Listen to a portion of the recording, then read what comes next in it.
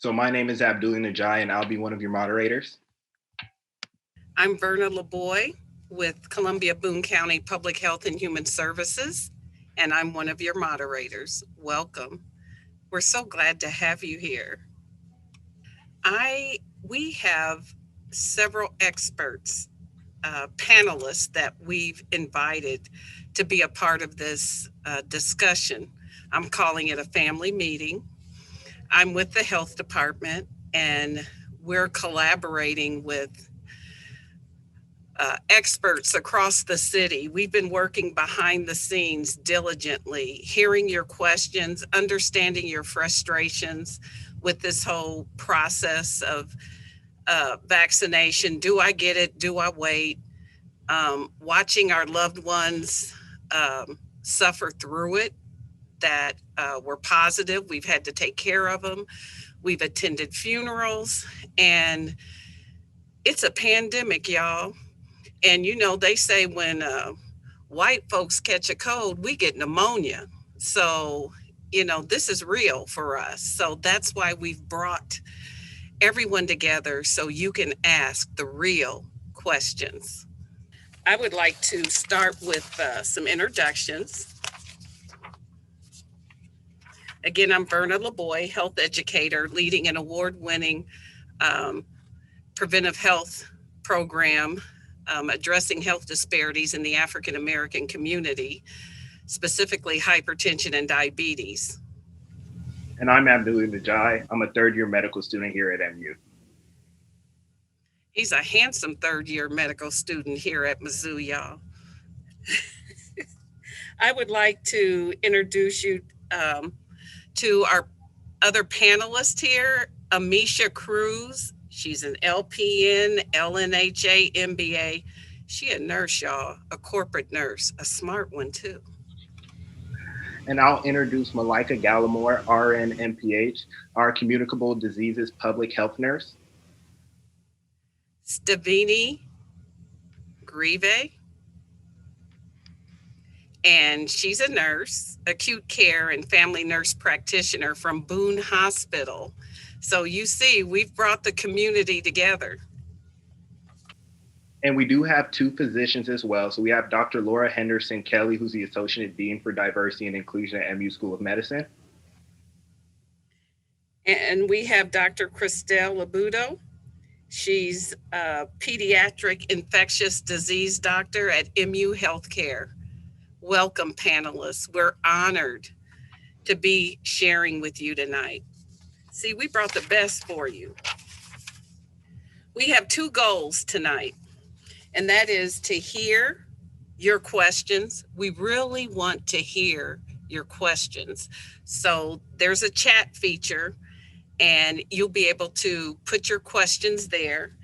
And our questions we want to center around the vaccine itself. I know we're upset, frustrated with a lot of processes.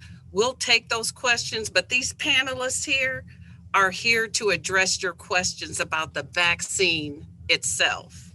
We want everyone to have all the information they can possibly have to make intelligent decision, a personal decision. No one's bullying anybody. Nobody's forcing you. We're here to simply give you information so that you can sit down and discern for yourself. Is this something I'm ready to do? Is this something my family should do? Especially those that are on the fence. Some of us are concerned about vaccine safety, and there's a history, and there's reasons we're concerned, and we acknowledge that. And some of us want to know about short and long-term effects. Is this going to cause me some issues down the line? So we have people here to address those concerns. Let's identify the areas of concern, the flaws in the system, so that we can work together to fix the system so that it works for all of us. We don't want just a segment of society here to thrive. We want all of us to thrive. and be healthy and do well in this community. We want this pandemic handled, we want it over, and we're tired of being sick and losing people. We want to improve access. So if you have ideas about that, we may not be able to address them here, but we sure will write it down. But any vaccine questions you have, this is your chance to get it out. And then before we got started, we thought it was important to kind of address the term vaccine hesitancy and mistrust. And I can say, even for myself, I don't like the word mistrust when it comes to this because it seems like the community is the issue. And if we're being real and being frank, the healthcare system honestly hasn't earned and doesn't deserve to earn the trust of the Black community. Many of us know about the longstanding history of medical neglect, abuse, and exploitation that Black Americans have faced. I mean, just look back at James Marion Sims. He's known as a modern father of gynecology, but most of his research was done by experimenting on enslaved Black women without anesthesia. Many of us know about Henrietta Lacks and the use of her cells without her consent to basically forward groundbreaking research around the world. And then we can even take a look at the Tuskegee syphilis trial, which one of my classmates who actually went to Tuskegee said we should call the U.S. Public Health Services study because the United States government and Surgeon General were actually aware that this was going on.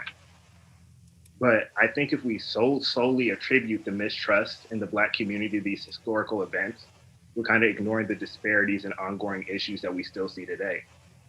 Studies show that Black patients are still less likely than white patients to get the needed pain medications when they come to the hospital. Black patients are still less likely to receive heart transplants in comparison to white patients. Black women are still 3 to 4 times more likely to die while giving birth in comparison to white women. And on January 12th, not that far from us, a Black man died in a hospital parking lot at Barnes Jewish after being sent home for the third time for chest pain. So we continually see these issues that are ongoing today. And I think all of that plays a role and makes it understandable that a lot of African Americans have distrust and are really hesitant when it comes to engaging with the healthcare system. But I think I can speak for our panelists when we say we believe the only way to truly address these issues and slowly work on mending and rebuilding these bridges is to have difficult conversations and dialogues like this. So today, we're here to listen to your concerns and answer your questions to the best of our ability. Like Ms. Verna said, we're collecting all the questions that you all have, and we'll try our best to answer them. And if not, we'll be taking notes to speak with those who are making the decisions to try to address these issues as much as we can. Our goal is really to help streamline the process and get all your questions and concerns answered as much as we can. And, we'll be giving information at the end about how to register and how to get it. So we'll also let you know what steps we're already taking to get the vaccine out to our community.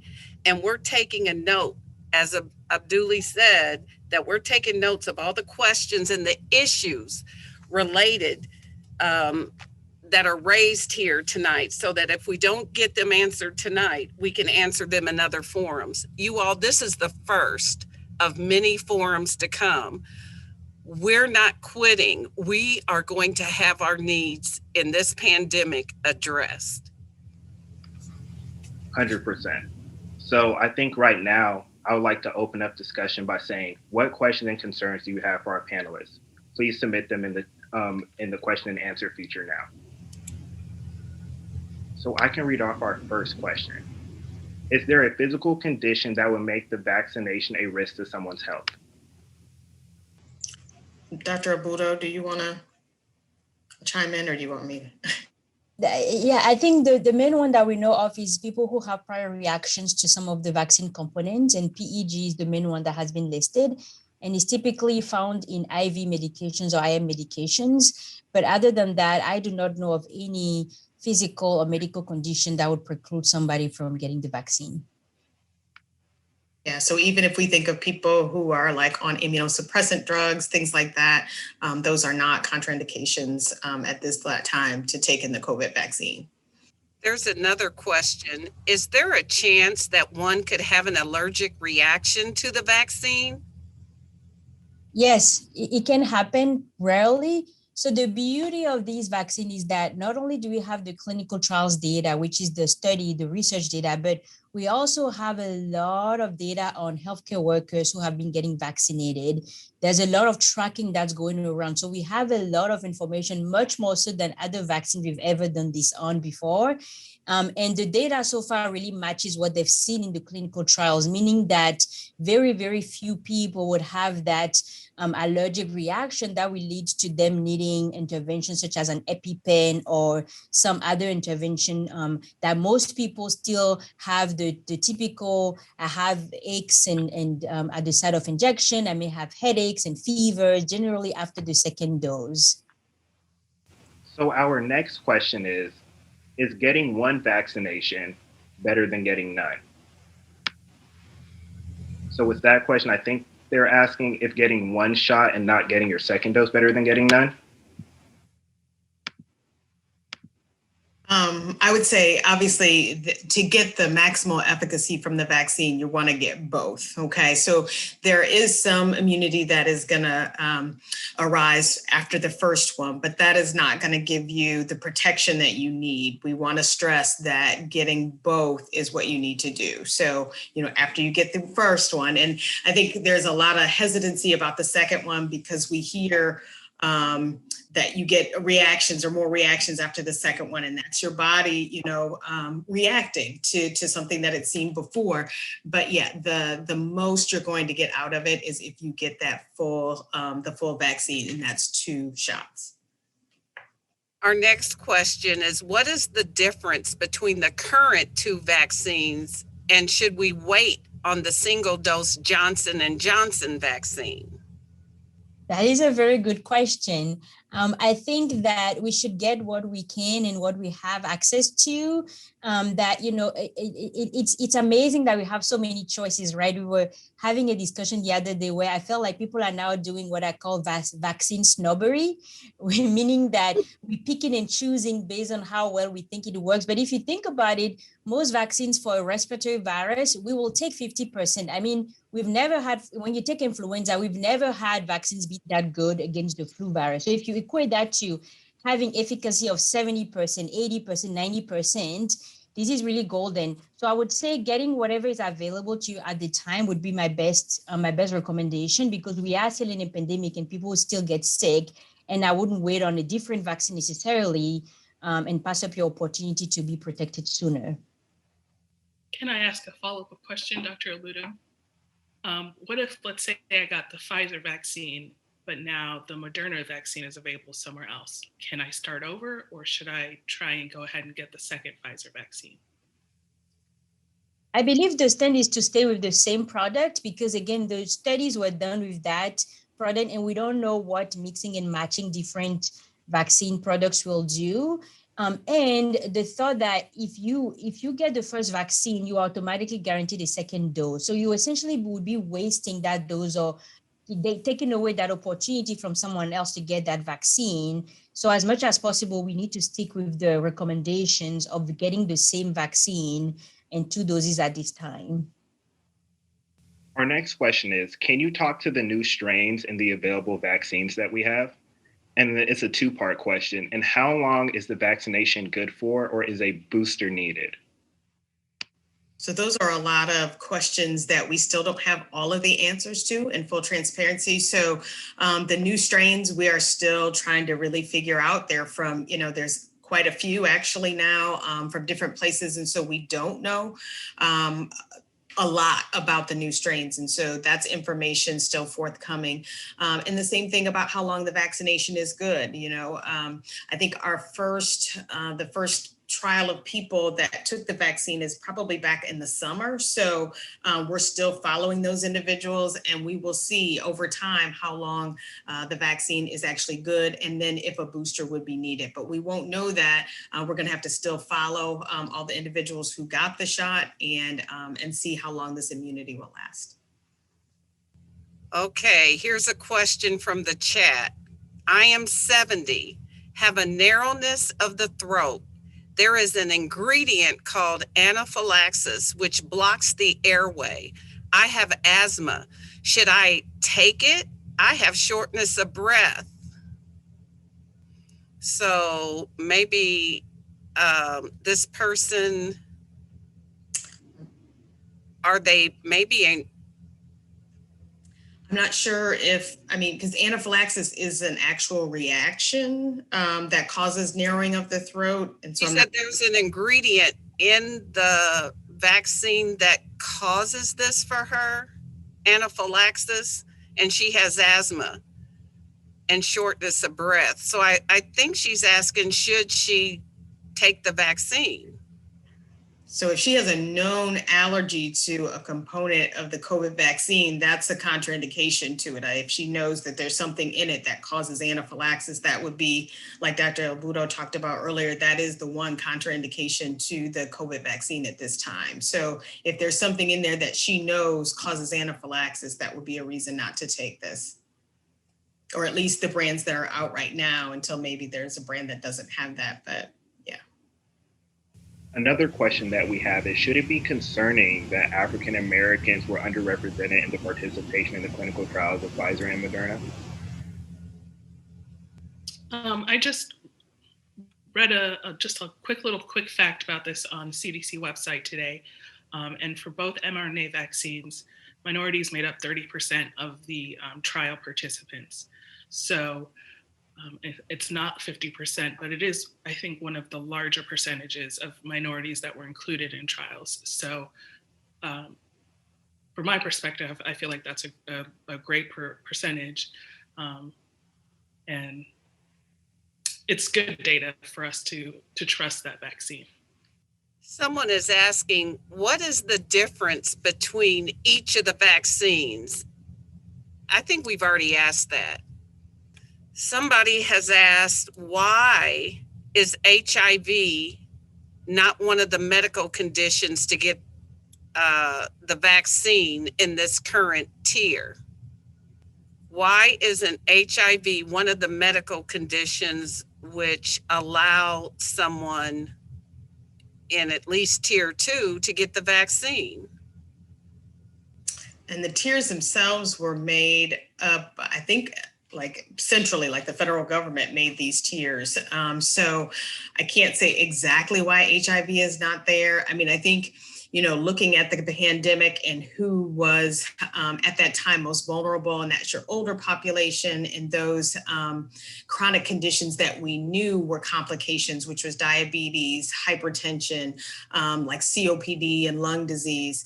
So they put those in the higher tiers. Now, I don't know exactly how they dissected it out and put, who in what tier, but really it was based on the people that were presenting with COVID and and how prevalent certain chronic conditions were.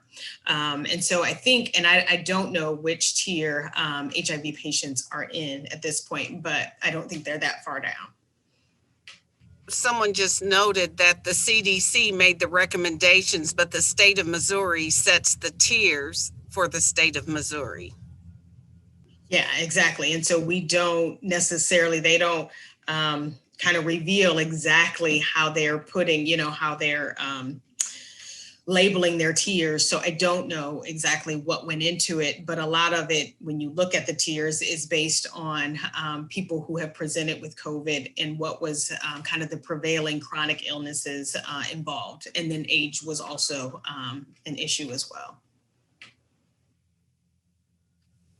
The next question is the second dose the same as the first dose, or is it a part 2 that works jointly with the first dose? I think the second dose works as a booster, and that's why people have a more robust response the second time around. Basically, the first vaccine, the first dose sort of prepares your body, but it's not in full protection mode yet when they were measuring that response, right? Those antibodies or those proteins that help you remember and fight infections. And it wasn't until people got that second booster that they really got a high number of those protective proteins or those protective antibodies. So that's why there's a second dose to boost that immunity. But granted, just with the first vaccine, there is some protection, but the second vaccine just augments that protection. And they both have it's the same components. It's not a different one. Does one of the providers want to speak to making sure that you get both of your vaccines, and if the time frame in between, like we had weather, and if the second dose gets canceled. I know I get a lot of questions about, well, what if I'm past my 28 days or. I think any of us can speak to that, is that just like we do in children, right? If you miss your dose, we'll catch you up. We don't restart the series for a lot of the vaccines that we have.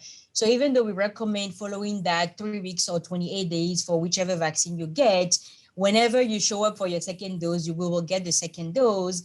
And the idea is that you will still have that boosted response. Granted, you don't want to wait too late, so you don't want to wait 6 months later to get your second shot, but as soon as possible, if you pass that window of time. And the CDC also had made recommendations for what if I show up a little early, and had made some suggestions around you can give it maybe a few days early, and you can give it definitely days or weeks later if for whatever reason that specific time frame doesn't work.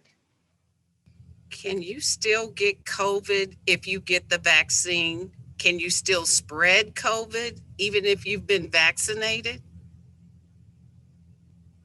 So, nothing, even though the vaccine is both vaccines, or the vaccines that are out right now, are very effective, nothing is 100%. So there is a chance that you could still get COVID, which is why we say, even if you have the vaccine, you still need to use the protective measures of wearing a mask, social distancing. That doesn't go away. And then there is thoughts that if you do get COVID, you may not have symptoms. So you may not even know that you're actually infected, which means you could spread it, which once again means you need to wear your mask and socially distance, even if you get vaccinated. If you have had COVID in the past, do you still need to get vaccinated? Yes. I think everybody's Yes. saying Okay, yes. Yes, you do. We don't know how long antibodies last, as we talked about before. So yes, even if you've had COVID in the past, we suggest that you still get the COVID vaccine. I also just wanted to add to that question. So working in the ICU, it's incredibly important that we address our community about how sick COVID can actually get you, right? So I can't tell you how many patients I have pronounced with family members on Zoom, right? When COVID first came around in the ICU, many of the patients that I saw were all African Americans. They were all African Americans. And that really hit home for me in looking at our population and seeing that, okay, we're the ones that's getting COVID and we have no access to care. So I am here to stress the importance of get whichever vaccine is available. Do not wait for the J&J vaccines because it's a one shot. Do not wait because I don't want to take the Pfizer vaccine because I hear of this reaction. When patients get to the ICU, even those that have already had COVID, I can't tell you how many patients I've had that have had COVID already, and now they're back in the ICU, end up on the ventilator, and are pronounced dead. And it's our population that's dying. So we have to do all that we can do to be able to get the vaccine, get access to it. And as Dr. Abudo says, and Dr. Henderson, still got to wear your mask. Everybody shake their head to wear your mask and still socially distance. Taking the vaccine or having COVID in the past does not prevent you from contracting it again, and it does not prevent you from spreading it, for as best as we have the data on right now.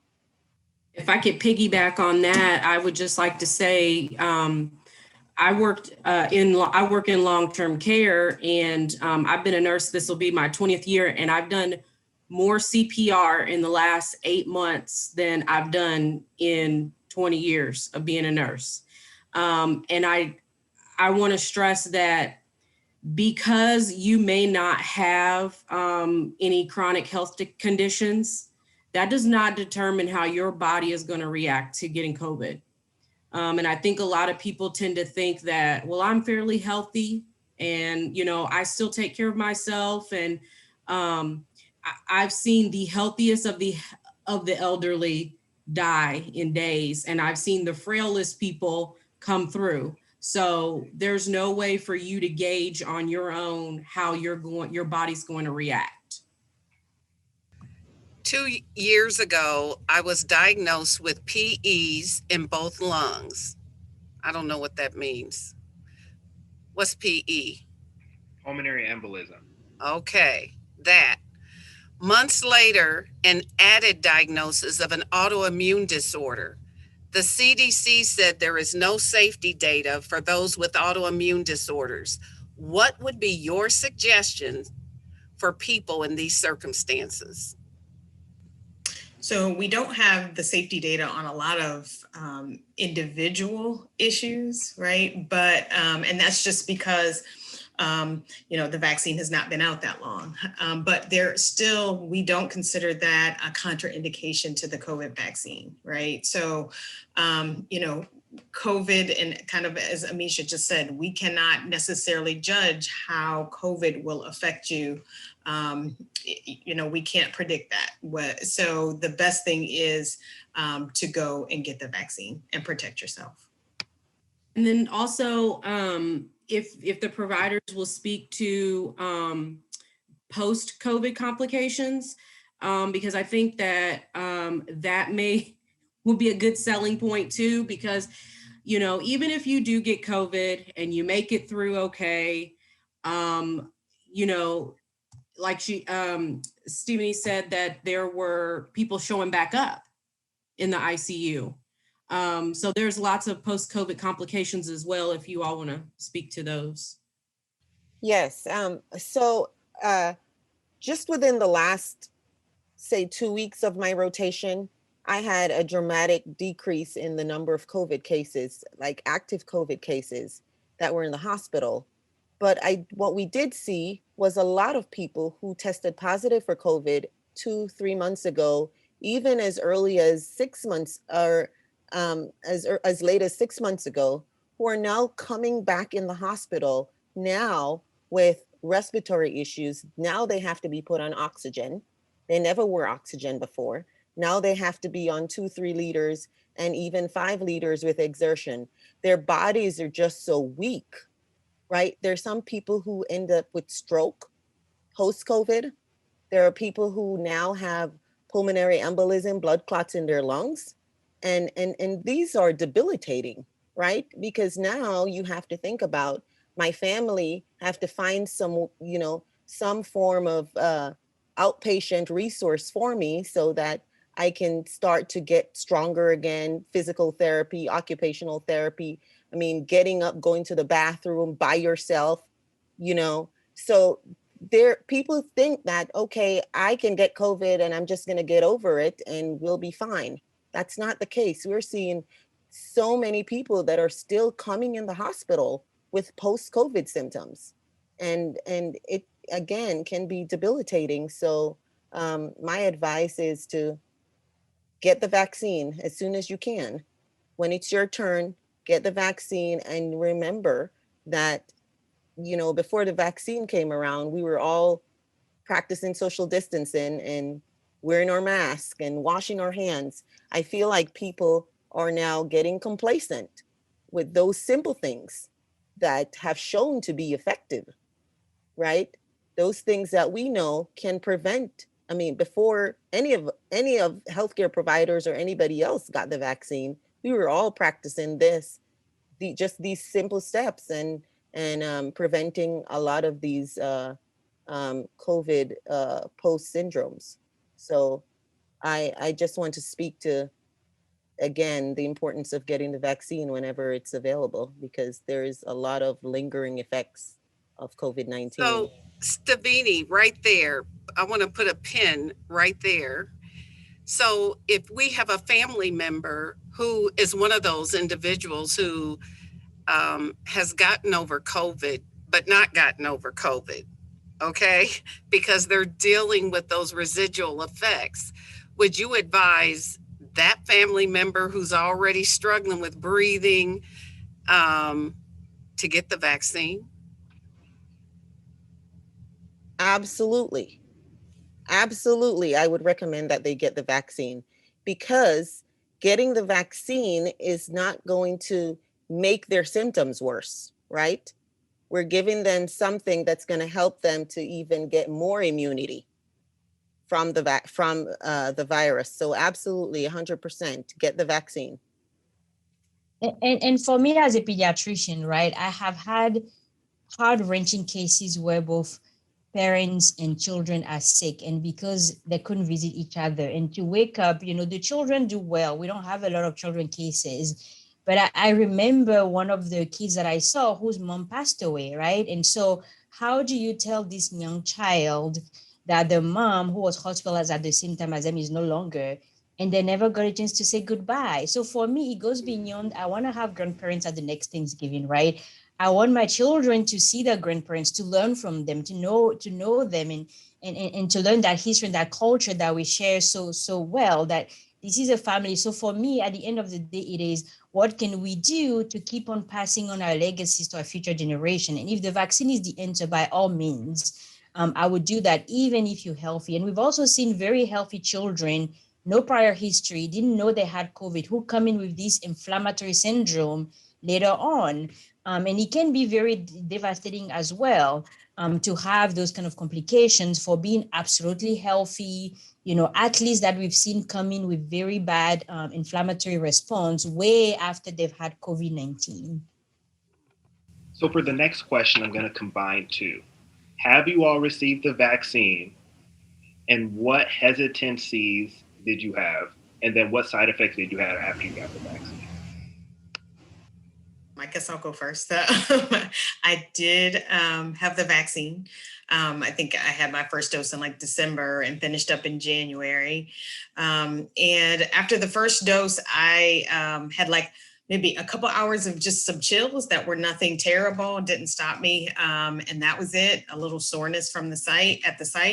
And then after the second shot, I actually got a migraine headache because I don't get migraines very often, but lasted a few hours at night, and that was it. I didn't have any other symptoms than that. So was not what I was thinking it would be, and from what we have heard. I did, to be honest, actually have some hesitancy about taking it. Had to think and really do my research on it before I got it. And I think part of it is that, I'm doctor by day, but I have a family at home that really had some real concerns about it and concerns about me getting it. And so I did have some hesitancy, but for me, I could turn to science and kind of look and read everything I could get my hands on to put me in a place that I felt like I was comfortable making that decision. And then, of course, I wanted to make sure I was protected, my patients were protected, my family.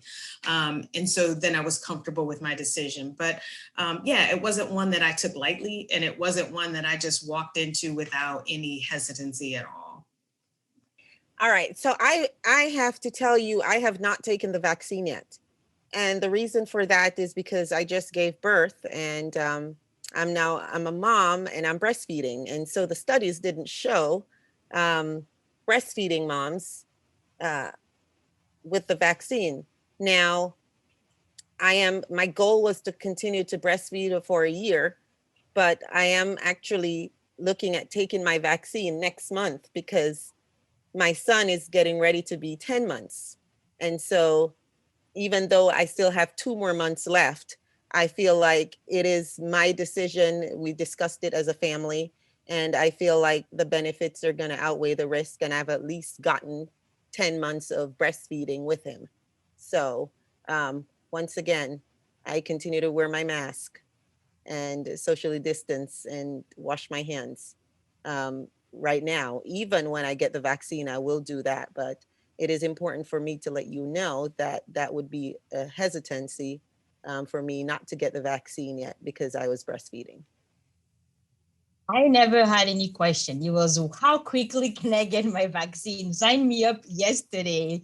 Because I guess I was on top of the research and understood what was happening. And you have to keep in mind that even though this vaccine was made quickly, the science behind it has been there for 10 plus years. I mean, way back when they had the very first SARS, virus, way back when they had the SARS epidemic in the Middle East, and then they had the MERS, people were already working on this vaccine. So it's not that it just sprung out of the blue, it's been there.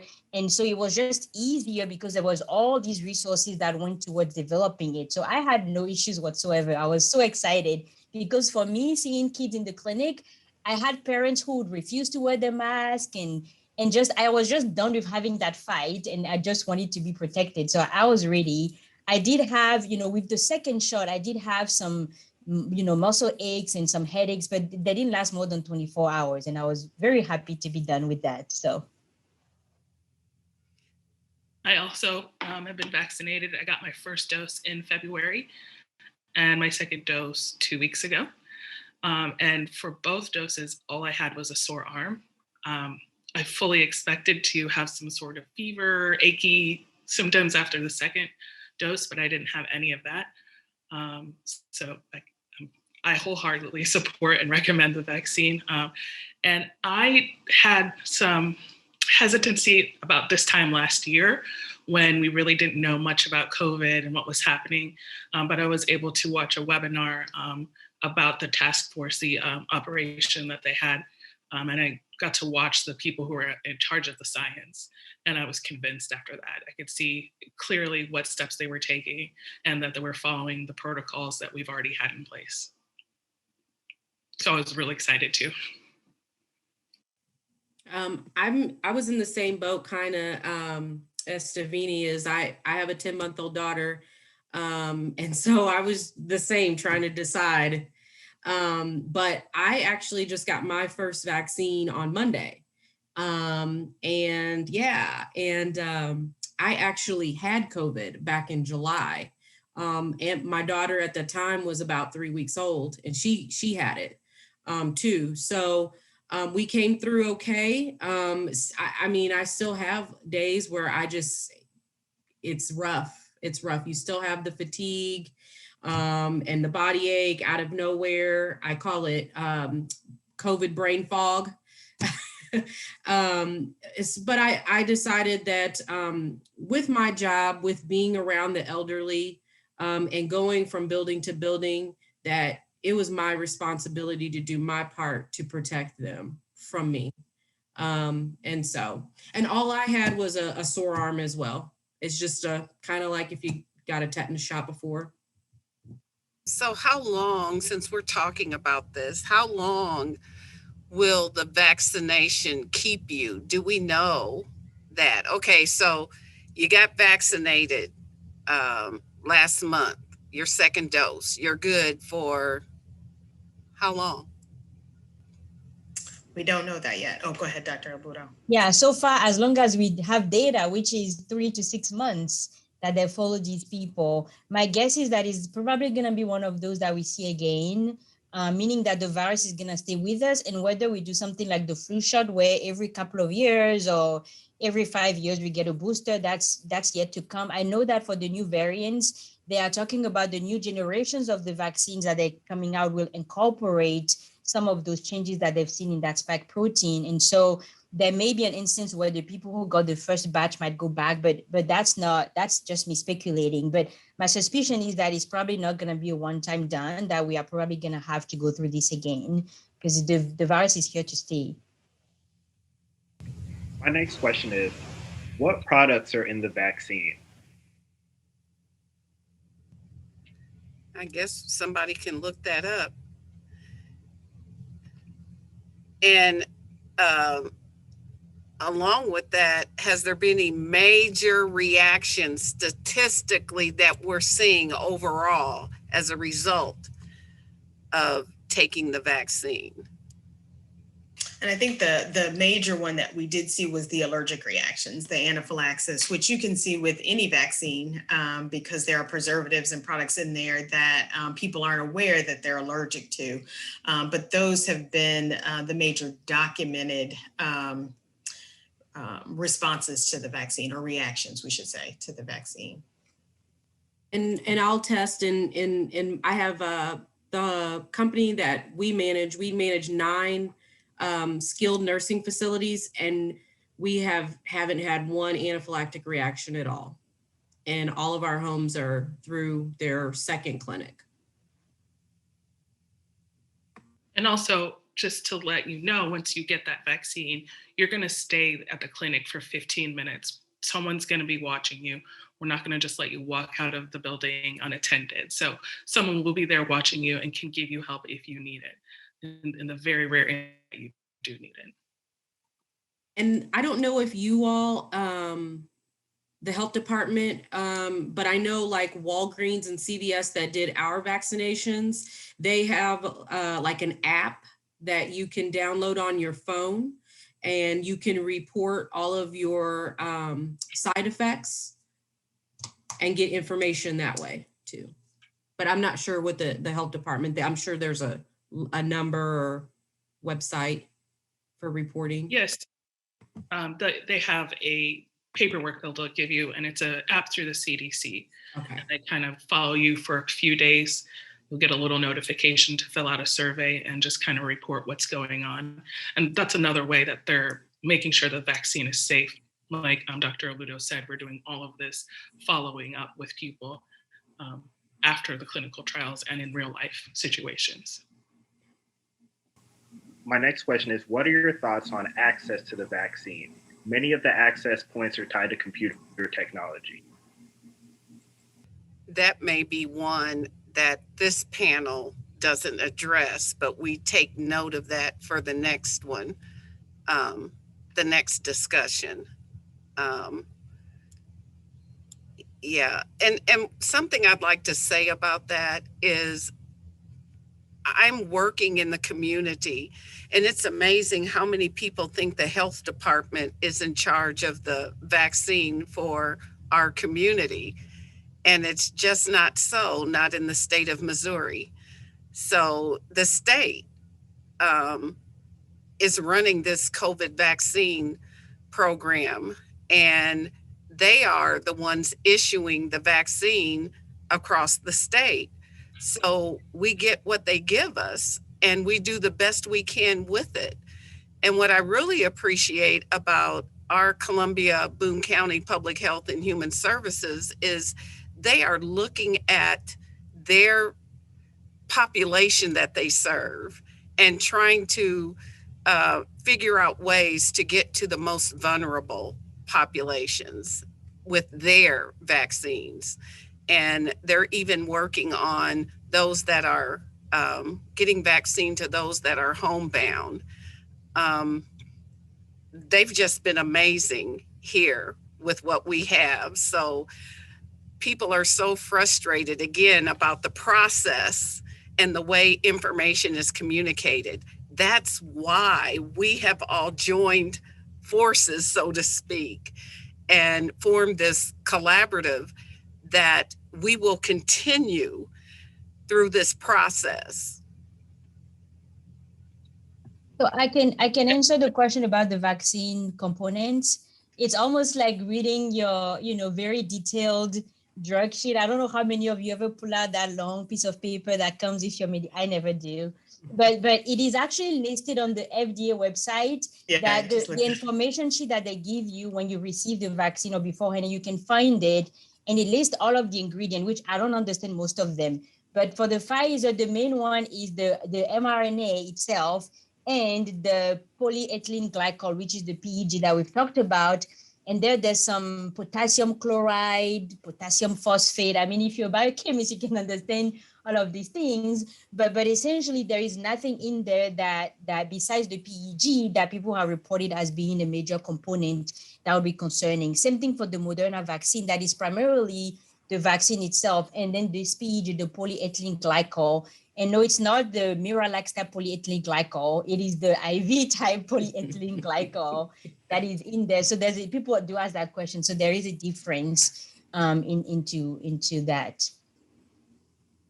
Someone is asking about the vaccine that we're getting right now for COVID-19. Will that work on basically the new strains that are coming through? I think there is some confusion and some concern with this.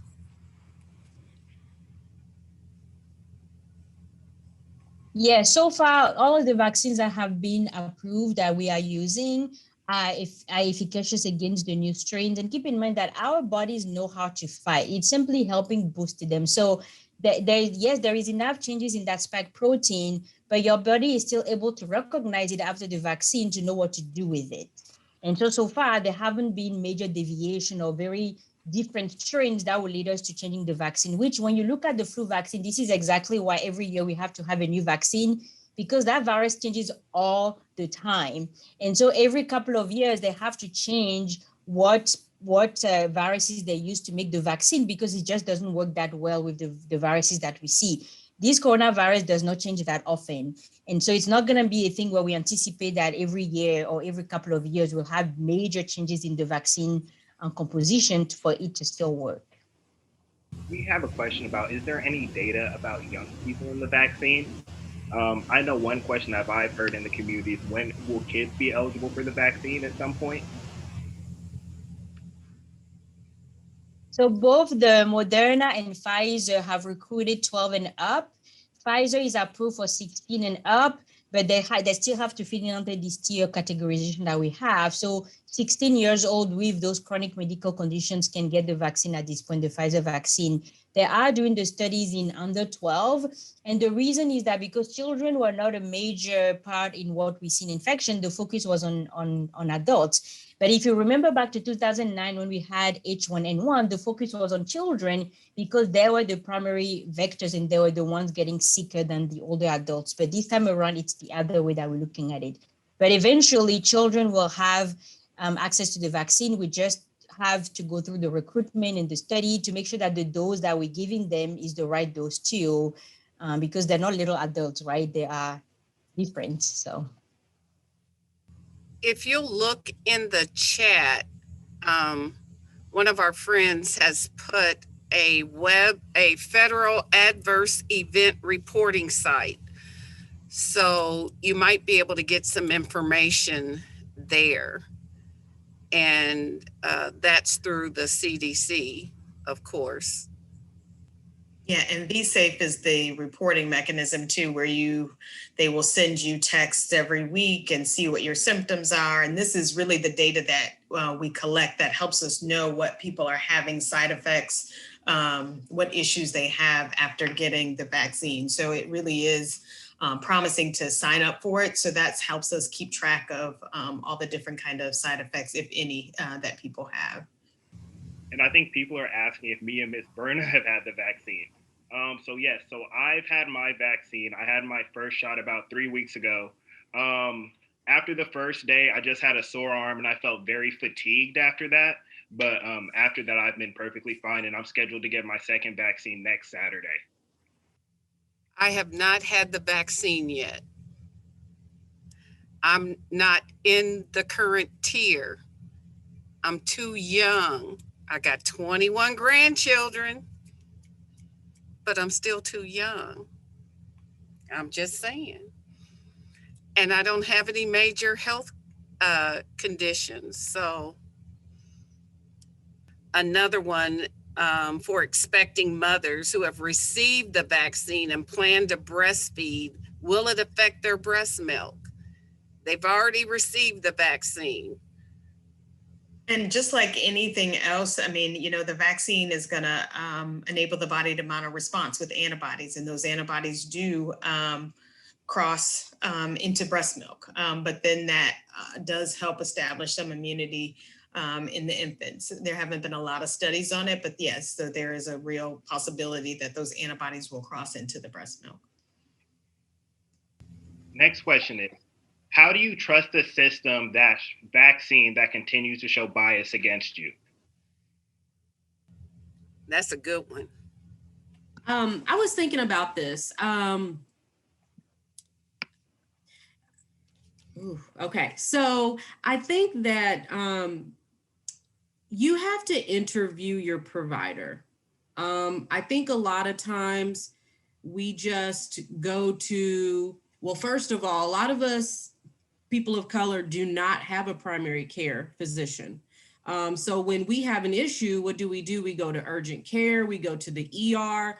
So we have somebody taking care of us that don't know us. They don't know our history or anything like that. And so I think the first step is finding a primary care physician.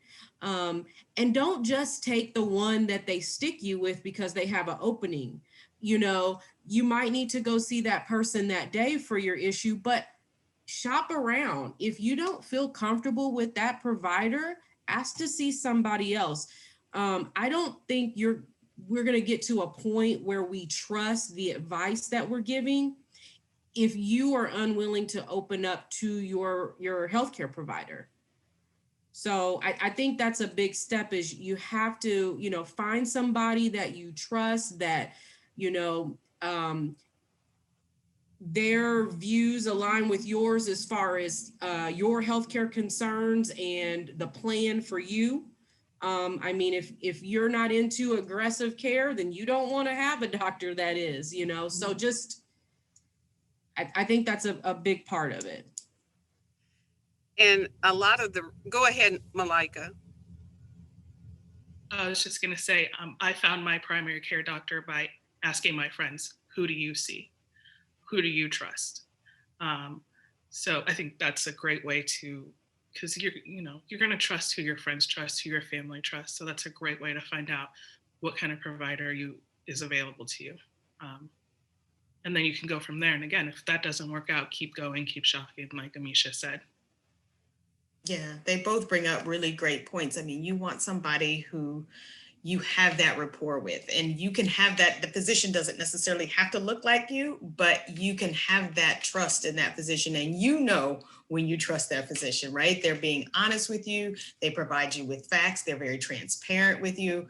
And you have that relationship where you feel like if something comes up, you are well taken care of. And that's a really good point. Shop around until you find that. Like, you don't have to just, have a doctor just to have one that you can have a relationship for, that will look out after your health in the way that you want them to.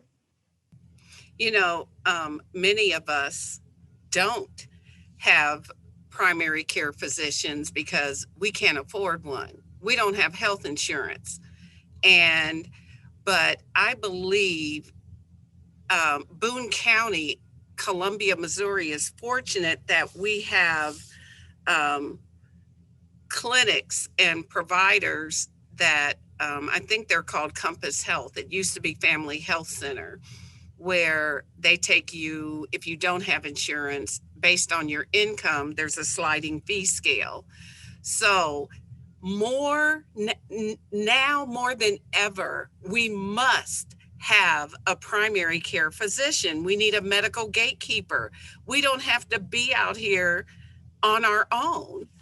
And there's, it's just not COVID. There's other issues that Black folks need to be dealing with. Hypertension, just being Black in America will raise a person's blood pressure, okay? And we need to take care of that. And A1C, I am fortunate to work in public health where I'm connected to all the experts, and I learned so much from them. And we have this incredible community called Live Well by Faith that's addressing health disparities in our Black community through our places of worship. And I tell you, those lifestyle coaches, Live Well by Faith lifestyle coaches, can get you hooked up with a primary care physician. They have the paperwork. So if your place of worship, or maybe you don't have one, you need to call Verna LaBoy at the health department and ask about Live Well by Faith. I'm just going to give you that shameless plug. And I can say, as a Black medical student and future Black physician, that's why this is so important to me.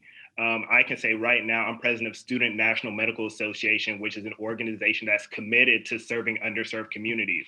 And even prior to the pandemic, we've noticed the need to get out into the community. So we've been working with local barbershops. I've been particularly working with Cut Above Barbershop to hopefully plan once this pandemic dies down, some educational series where we actually have physicians come into the barbershop, sit down, answer questions. We plan on doing free blood pressure checks, free blood sugar checks, and just starting to build that relationship with the community. So I can say just as future medical students, we're kind of committed now, before we even become physicians, to kind of work towards changing that narrative as well and kind of mending and building those bridges with the community.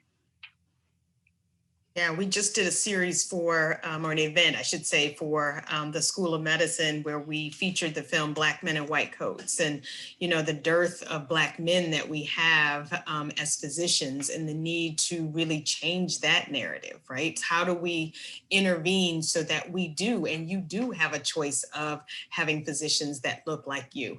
Because we know that does help improve outcomes. I mean, there's numbers and statistics that prove that. So, these are all things, great points to bring up, and these are all things that we need to actively engage in and change to change our narrative, just as African American people in the nation. So another question is, what does it look like to get immunization to the incarcerated populations or those who have significant barriers? I don't know if that's one, if it's not vaccine related per se. As far as process, I don't know if any of us can address that here tonight, but this is one we really want to pay attention to and take note of, because, you know, the prisons disproportionately, our people are there, okay? And we still love our people, even though they're incarcerated, our family members, and we want them taken care of. So that's one we're going to have to ask somebody at the state level. Do they meet tiers? Are they getting vaccinated in there according to eligibility with the tiers that we have out here in the free world? I don't have the answer to that. I believe Jennifer answered the question, and she said that there will be included in the next year people who have significant barrier to access, including incarcerated people. They're in the next phase of prioritization.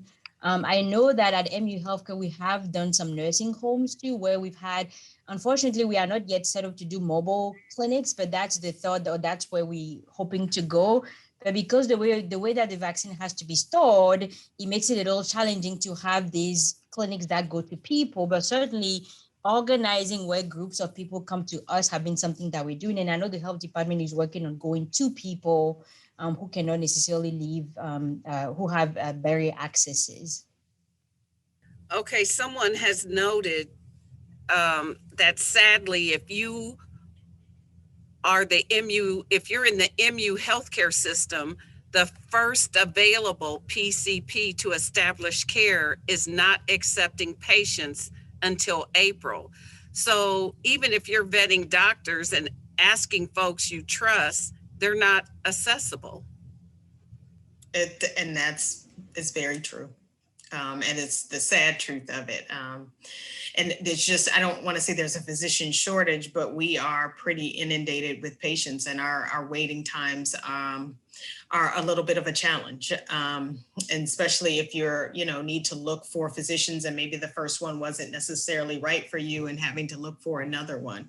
And so I wish I had an answer for that and a solution, but it is a very real challenge that we do have right now.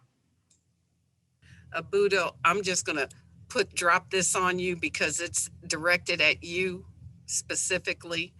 When you're going into them barber shops, you tell the men to take care of that prostate problem, all right? I'm just saying, grandma's speaking. Men don't have health problems. At the state, there's women's health. Ain't no department for men's health because men are perfect. They don't have any health issues. Oh, we have to drag them to the doctor's office. I think that's the issue, is they don't go. And then if they're anything like my husband, the man flu is very real in our household. The cold turns into a 3-night. And even though I'm a doctor, he doesn't trust me. So I oftentimes have to tell me, then go see your physician to get the right answer. But it is true that we really have to work on our men taking this as an important enough initiative to really go after their own healthcare, and it is a challenge. So how can we kidnap Abduli and keep him here in Colombia, not let him leave us? Because we need him when he goes and gets his hair cut to hold court in the barbershop, medical court. So you can't leave us. But I'm We're glad working on it. While you're here, I mean, we need to figure this out. We can't let him go. And I know one question was about the topics we'll cover. So I know these are things we're just brainstorming, but we want topics to range from like Black mental health, nutrition, dietitians, hypertension management, diabetes management. So whatever concerns you all have, that will be the plan. And I know there were some questions regarding, do we plan on branching outside of Boone County when it comes to our efforts in increasing access to the vaccine and just promoting healthy living in general? So if you all can maybe touch on some efforts out or in the surrounding areas outside of Boone County, if there are any. I think logistically that might be hard because each region, so they're allocated by region, right, the vaccines, and so each region has a certain allocation, and we are not necessarily purview to what other regions are doing or the specific. So even though we can talk about vaccines in general, I think to get to the specific is going to come back to that local public health governance to really help us in terms of where people can go for that access. And I do want to say that you can follow the public health department's Facebook page, and whenever they are given that information about clinics outside of our area, they are posting that on their Facebook page. They can't post everything because I don't know everything, but if they are made aware of something, they will post them if they're in a different county or in a different area. If there's clinics, especially I think the ones that the National Guard puts on. I found a good one. I'm an African-American woman who works in mental health, and I often hear from my European American colleagues that they don't know how to start this conversation with their Black clients. Beyond giving them a script, how would you suggest that they start a discussion regarding the vaccination? I don't know why white colleagues, medical professionals would feel some kind of way about offering the best medical information to their patients. Yeah, and usually just, I used to say, open up the conversation. It's just an open-ended question. Like, what are your thoughts about the vaccine, the COVID vaccine? And that just gives them the space to share. If they have questions, then they have questions. If they have doubts, they can express those. But, it's non-judgmental. It's like, what are your thoughts? And that just opens up a conversation for you, and you just take it from there. That's usually my advice. I think that also with that, give them the space to voice their concerns and like you said, without judgment, and let them know that their feelings are valid, but then give them the facts, because I can be scared about getting the vaccine, but if you give me all of the facts and tell me why, not just you need to get this, then I can make a better decision, an educated decision. So I think it's just listening and validating their concerns and then giving them the facts. Concretely validating, like saying, yes, the medical system has been horrible to Black people in this country. I think it's more like just acknowledge that. And I think if just by acknowledging it, that would go a long way. Acknowledgement and transparency. You provide facts and you're transparent about what we know, what we still have questions about, what we're still finding out, but just be very transparent about it. That's how you build trust as well. So just have an open conversation about it. And I think we have time for one last question. So this question is, do you know of anyone willing to guarantee safety and assume personal or corporate liability for vaccine-related injury or side effects? Yes, I think because the vaccine is not mandated, right? That we have had a lot of talks within our healthcare system about at some point will this vaccine be mandated just like we do for our flu vaccine? We just don't have enough safety data yet to go that route. And until we do, I don't think that anybody can mandate it. And if they don't mandate the vaccine, then you're gonna have a hard time having that liability. I know that the FDA is tracking data, and certainly the VSafe and the virus reporting systems will look at that. And ultimately, the pharmaceutical companies will be responsible if there are major events that we notice. Although I don't anticipate that any of that will happen, but it's still an optional vaccine. And so you're not gonna find those claims go very far. And I believe that was our last question. So I just want to stop and thank our panelists for taking the time to do this and answering all these questions. I think one big thing we did want to emphasize is like, although this might be one of the first times we've had this conversation, this won't be the last. So there will be continuing efforts to get information out into the community and answer all of your questions and concerns. And I know we have a running list of some questions and concerns right now, and anything we didn't answer, hopefully we'll be able to answer during our next session. So thank you, everyone.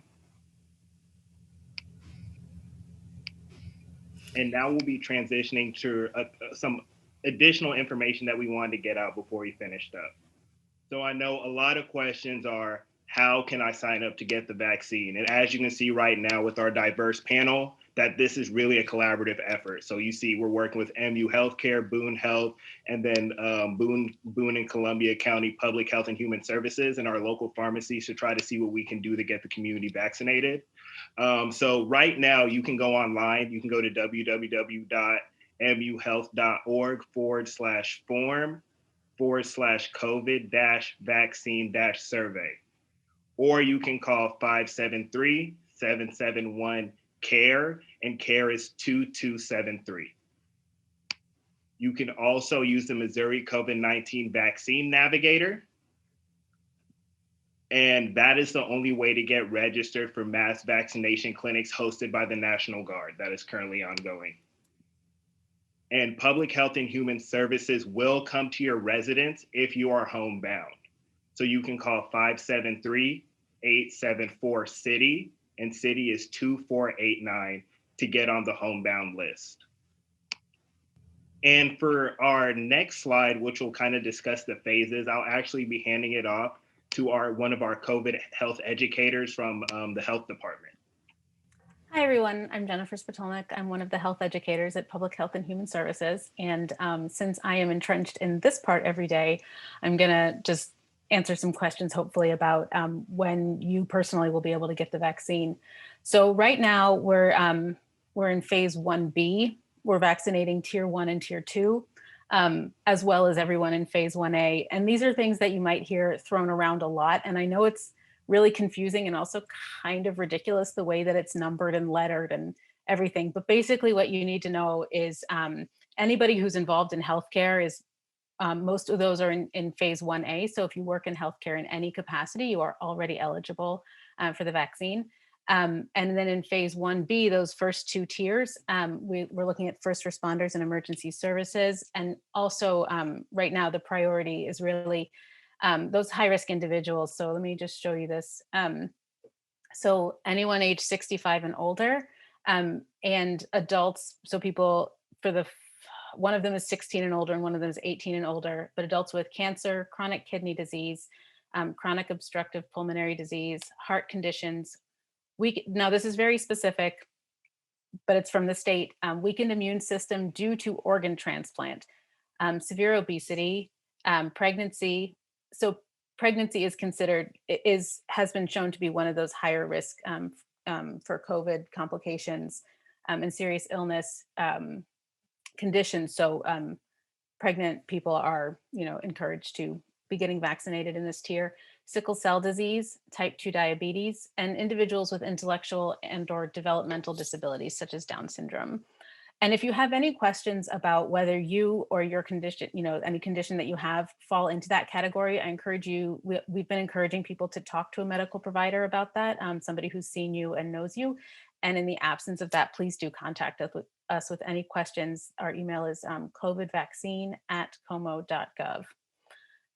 Our next phase that we'll be moving into is the tier 3. Again, sorry about the numbering and lettering, but it's what we got from the state, which is our essential workers, for example, our teachers and education staff, people who work in childcare, our grocery store workers, et cetera. The industries are listed here. And then, we'll be moving into phase 2 and phase 3, which is more of those frontline and essential workers, and also groups that have been disproportionately affected by the pandemic more generally. So we also, there was a question about reaching people who are incarcerated, reaching people who are experiencing homelessness is another big priority for us, but there's a lot that we're doing and trying to do and working together to try to do to reach out and bring the vaccine to people who can't bring themselves to the vaccine. So for example, as Abduli mentioned, taking vaccine doses to those who are homebound. We have a vaccination clinic coming up next week at a historically Black church. That won't be the last one that we do, I believe. We're partnering with community organizations so that we can use those networks to get information out, to get vaccines out to people who have more difficulty accessing care and vaccination through traditional channels or through existing channels. We're working on ways to assist people with registration, because again, if you lack the internet access, computer access, or even if you just don't have an email account or check it regularly, we want to make sure that you can still get vaccinated. And there's other things that we're putting into place, like some educational materials and a toolkit for people who want to be vaccine ambassadors to their family and friends and community. Yes, and so that is the conclusion of our webinar. We want to thank all of you all for coming out. Thank you for bringing such great questions and also for bringing your concerns as well. I think the biggest thing we want to emphasize is that as much as we want everyone to get the vaccine, another thing we want to do is just dispel a lot of myths and things that are going on. And hopefully people were able to get educated to the point where you're able to make an informed decision whether you want to get vaccinated or not. With our entire panel, including myself, our hope is that you all do go get vaccinated. But I think our biggest thing is making sure we're getting the information out and dispelling and answering a lot of the questions that people have. So do any of the panelists have any final thoughts they would like to add? And we also have a poll at the end as well that we'd like you to fill out that asks, do you want to get the vaccine when it's available to you? Yes, no, or I'm not sure. Thank you to everyone for putting this together and to our moderators for helping run this whole webinar so smoothly. So thank you. I just want to say that I am so excited about this group, this family meeting. This is truly a family meeting, as Ms. Berna said.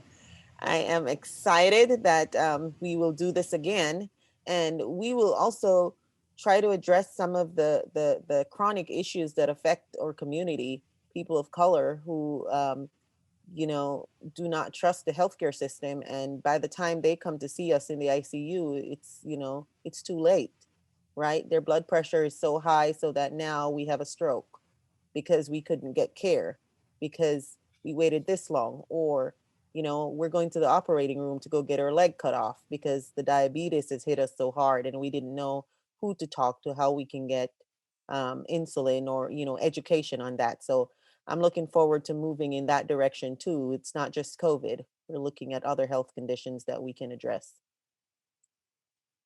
And it looks like we had 30 people complete the survey. Out of the 30, 25 said yes, they will get the vaccine. 2 said no, and 3 said I'm not sure. So hopefully we can somehow sway those last 5 or convince them to maybe get the vaccine. I think if we changed one mind, it was a win. 100%. And that concludes our webinar. So thank you all so much. Have a good night. Thank you.